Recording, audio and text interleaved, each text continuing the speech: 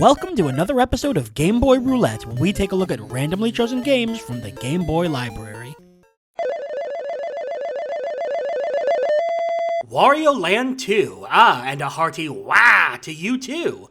Super Mario Land 2, 6 Golden Coins, was a fantastic game that, unlike the first Super Mario Land, has aged incredibly well. And one of the many things the game introduced to the world of Mario is everyone's favorite money-obsessed weirdo, Wario. But before we get to the game, here's a fun fact about Wario. His development is kinda meta. See, the story is that the team behind Super Mario Land 1, Nintendo R&D 1, didn't want to work on the game because they had very little creative investment. They hadn't developed Mario. They were more well known for Metroid and Kid Icarus, so they decided to create a Mario villain that represented their own frustrations by parodying Mario, and thus a legend was born. Wario got his own game in Wario Land, aka Super Mario Land 3.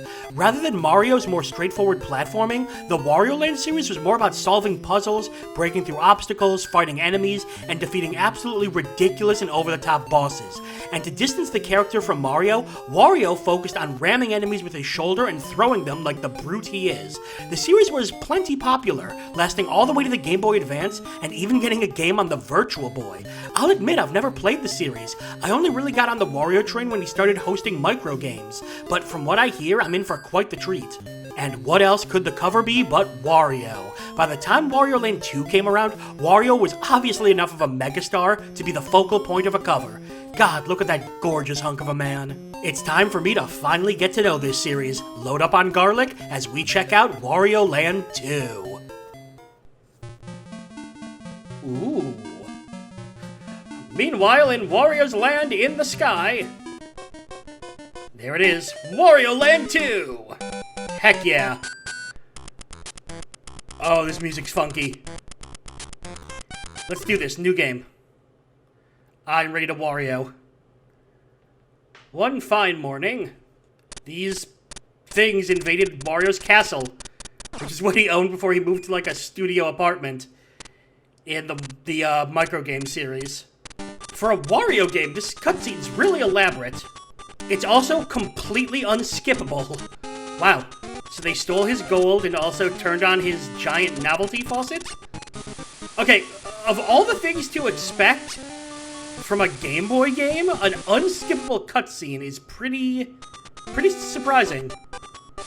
Oh, they're flooding his castle. What is that? It's like an alarm clock. Yep, that's an alarm clock. A really loud and obnoxious one. Wario, of course, sleeps fully clothed, lying on his bed. That was like a 2-minute cutscene. Okay, we're finally in gameplay. Let's do this. Alright. So you can dash. I'm guessing you can ground pound. Yep. Okay, the core of Wario games, from what I've seen, is just gather as much money as you can. I do like that Wario has a giant picture of him on the wall. Wario just keeps giant stockpiles of coins around his house for coin emergencies. Like when it's Tuesday. Throw. Boom. The controls are actually a little bit stiff, which I imagine is because rather than jumping and doing, platforming, you're supposed to be, this is more like a action puzzle platformy kind of thing. It's kind of hard to quantify what style of game the Wario games are, from what I've seen anyway. And in here, giant Wario coins, hell yes. Okay, let's go turn off that alarm clock. Let go of me. The game does look pretty nice. It's got that sort of Nintendo platformer charm to it. Hey-ya. Yeah, so, this is the kind of puzzle the game means. Ow! It was a puzzle that attacked back. What? Sure, let's play. Normal? What am I doing? 2, 1, okay. Start. What? Oh, God! I think it was here. Yes. Oh, I see. You just have to learn where it is. Okay. And I've earned a helmet.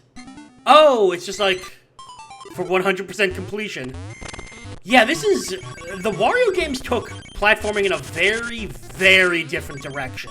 Rather than, timed jumps or, super precise jumps. That doesn't really fit Wario. He's just a big loser. There it is. Get out of here. So Wario just mashes his way through things. What? Another minigame? Okay. Okay, that's an 8. What? Draw. Draw.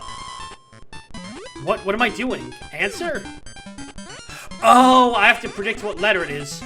Well, obviously, that's a 0. Oh my god! I actually got it right. I like these little mini-games. I got a French fry. Oh, I have to fill out a puzzle. Okay, so your goal is...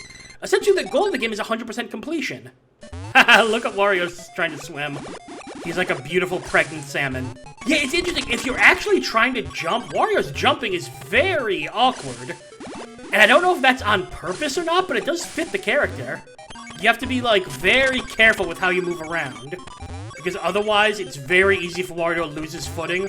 Or, like there, not make a jump properly. What? Why did Wario install his door like this? Oh. There it is. Boom. And I have earned another treasure for Wario, which is, of course, his bed. Man, they stole everything from him. Yeah, the Wario games were like early examples of collectathons. Bam. Where instead of trying to, you know, just get to the end of the level, though you are doing that in this game, you're trying to get as much stuff as possible, whether it be coins or treasure or whatever. Okay, let's see if we can do this. It's 4. Hey! I can definitely tell what's happening here. Okay, let me into that bubble, please. Yeah, these Wario games, they made them, like, bizarre and quirky over anything else, and it's kind of working. Even if the gameplay isn't amazing so far, it's fine, but it's, like I said, it's very stiff. But that might be by design. I feel like, though, I'd probably enjoy the future ones better. Like, from what I've seen, Wario Land 4 for Game Boy Advance is super smooth and amazing while keeping this type of gameplay. I'm liking it, but I'm not loving it. It is perfectly acceptable as a... God, how do you even describe this game? It's collectathon, but also some platforming, and some combat, kinda, with your shoulder. I guess that counts.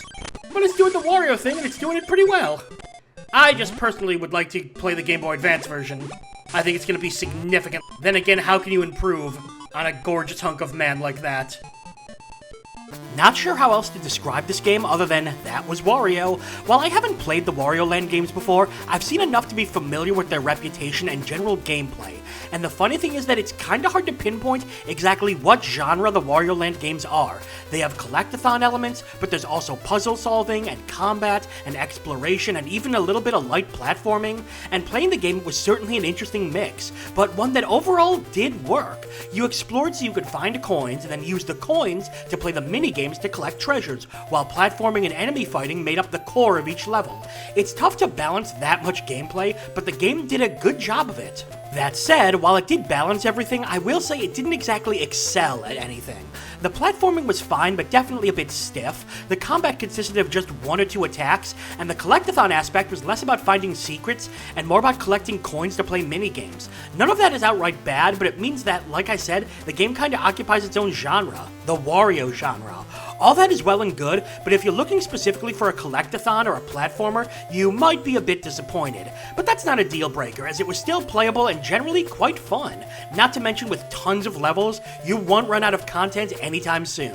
The Wario Land series may have developed its own genre, but it's one that it did well. It's worth giving a try just to see all the styles they mashed up and how it all ends up working. And of course, it's worth playing to get a glimpse of Wario.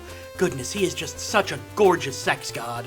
And that's all for another episode of Game Boy Roulette. Make sure to like the video and subscribe to follow the series as we continue to dig through the Game Boy vault. I'm Brian J, and I'll see you next time.